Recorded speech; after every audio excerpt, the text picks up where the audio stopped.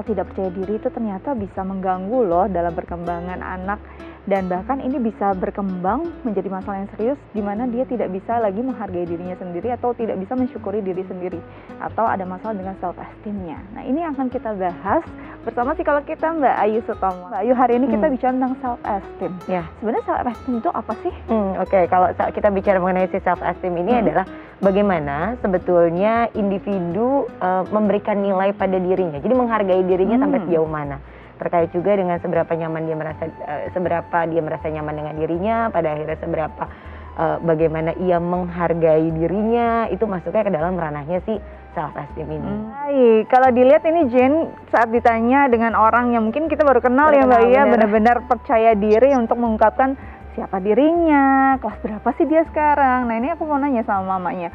Kan anak-anak biasanya butuh motivasi nih dari orang tua. Apa sih ungkapan-ungkapan yang membuat Jane makin percaya diri, makin bisa paling tidak hanya melakukan itu untuk dirinya sendiri atau di lingkungan keluarga, tapi bisa dikembangkan juga untuk di tengah masyarakat. Apa sebenarnya semangat yang mama biasanya berikan pada Jane? Biasanya tuh saya kasih ke Jane itu kayak semacam motivasi kayak, ayo Jen, kamu bisa, ayo kamu tuh anak pinter. Nah, jadi kalau misalnya Jen itu angka 1-10 tuh, kayaknya kalau untuk percaya diri saya bisa kasih Jen tuh 9 deh angkanya. Tipe dari Jane ini sendiri menurut Mbak Ayu seperti apa? Oke, kalau melihat apa yang dilakukan oleh Jane dan Ibu Grace ini gitu kan, kita bisa melihat Jane memiliki bakat tertentu dan kemudian keluarga mendukung dengan sangat baik bakat tersebut gitu kan. Dalam prosesnya kan mungkin ada kala-kala pada saat mengikuti lomba atau apa, ada kala-kala mungkin belum berhasil atau tidak sesuai ekspektasi. Betul. Misalnya harusnya juara 1 tapi dapetnya juara berapa gitu kan.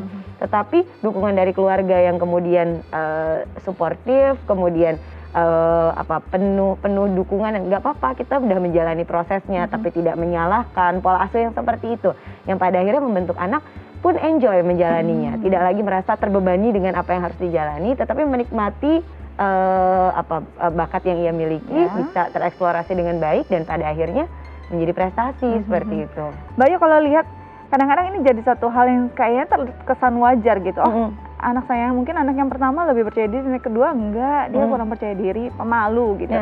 Kata pemalu ini menjadi bias, akhirnya membuat ini jadi satu hal yang wajar, memang karakternya seperti itu. Tapi sebenarnya ada dampak nggak jangka panjangnya yang cukup serius dari anak yang memang sebenarnya self esteem ini sangat kurang?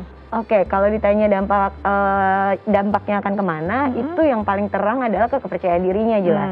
Ketika memang dia merasa, aduh kok aku begini, aku tidak berharga, aku tidak bisa, maka aku tidak percaya diri untuk menampilkan apa yang aku mampu lakukan gitu kan.